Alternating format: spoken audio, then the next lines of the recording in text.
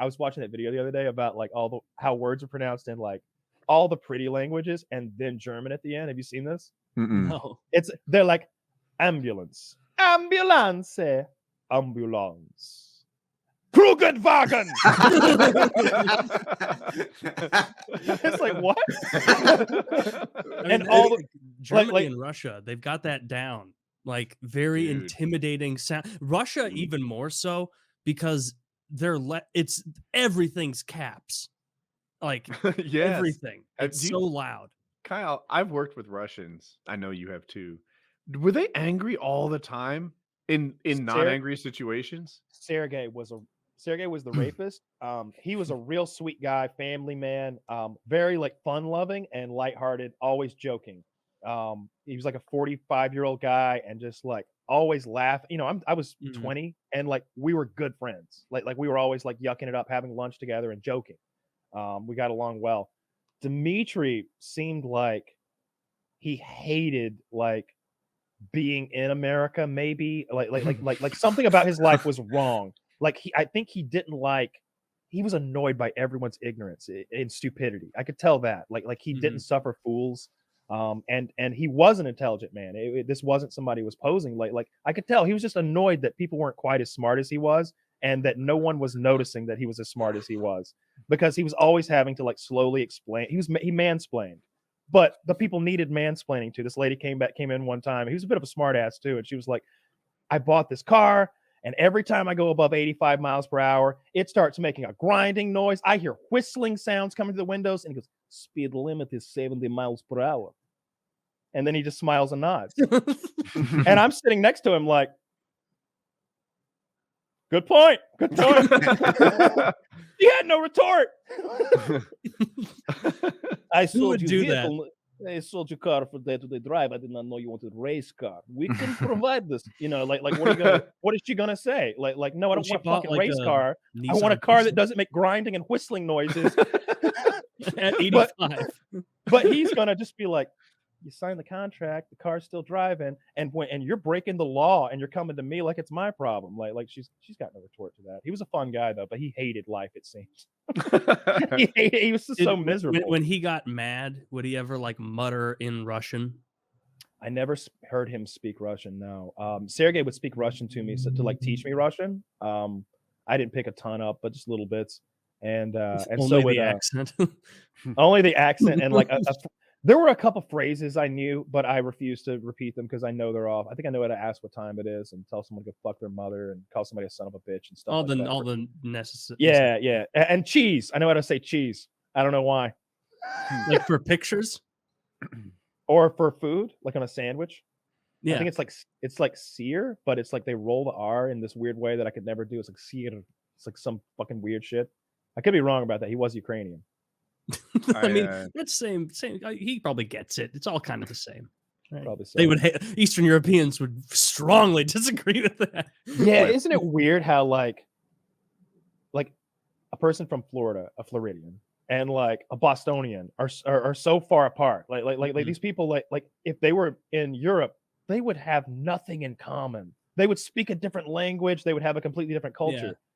It's whenever someone comes over that has visited with me anyway from like Europe or whatever, that's the thing that's I think they notice right away is like wow, like this place is fucking huge. What do you mean you can drive for 6-7 hours and you're just have days more drive? You know, like because I think those European countries are for the most part pretty small, right? I mean, small, and they're all like walking distance. It seems. I have a friend who came over from over there, and he was surprised. His biggest takeaway was like, "Man, America is built for cars. You can't even walk to the grocery store." I was like, that's something I never even thought about. But imagine how much more country geographically compared to them. I think we suffer from that though, right? I feel like we're not very well cultured because everything is America. It's America for days. Whereas if you're in Europe, you could take like a little day trip and you could go visit a whole different culture and like see like their architecture, their art, their language, their way of life. For us, like you go a state over, and it's just Alabama. They're just like us, but stupid. You know, Well, they're Like, just they're so much more divided. Like they're just you like see us, those, but their football team sucks. Yeah, but their football team is terrible. They didn't even win the championship this year. These fucking losers. It's been a bad year for them. Like if you do those like map overlays and you like take the US on top of Europe, it makes it seem a little more reasonable because it's like, okay, like I mean, sure, the culture between Ukraine and southern Italy or Sicily, that's like the same distance as like Boston and northern Florida or Atlanta or whatever. Yeah. Like, yeah, those cultures aren't quite like Boston and Atlanta. They're totally different cultures, but it's not quite as disparate as another thing to Ukraine consider, and Italy. Like that same geographic. Like it's just like I don't remember who said this, but like it always stuck with me. Is like in the United States, 100 years is a long time, and in Europe, 100 miles is a long distance. Yeah, And that's really well said. Different because like here, like I can drive the distance of 3, 4, 5 European countries to get to Denver from St. Louis. They're still speaking English. They don't even have a discernible accent from me. Here's the other thing. And like during that drive, you will learn nothing new because the interstate system in the United States, like maybe this isn't the same for everyone, but for you Europeans and Asians, everyone who's not from the US, let me tell you something you might not know. The United States is cookie cutter. If you're on the interstate highways, the ones that allow you to really pass around at 70 miles per hour at high speed from state to state, major city to major city, everything is the same on the side of those roads. It's billboards and like the same 15 restaurants copy pasted, the same Tanger outlet copy fucking pasted. It's corporations fucking stamp every 3.5 miles on the next exit forever. And the way you know where you're leaving like areas is like, oh, we stopped seeing Quick Trips and we started seeing this other nice, Rhodes gas station. Oh, we're in the South now. Pilot, Yeah, or exactly. or When whatever. you want something to eat, you have like 6 choices. There's like Chick-fil-A, Cookout, McDonald's, Wendy's. That's all you need. Repeat, Subway. on repeat. And, When and I would just every 6 miles, the same fucking like 6 of those 10 choices just comes up again. Yeah, and again. there I are so refuse many to do that. subways in this country. So like Yes.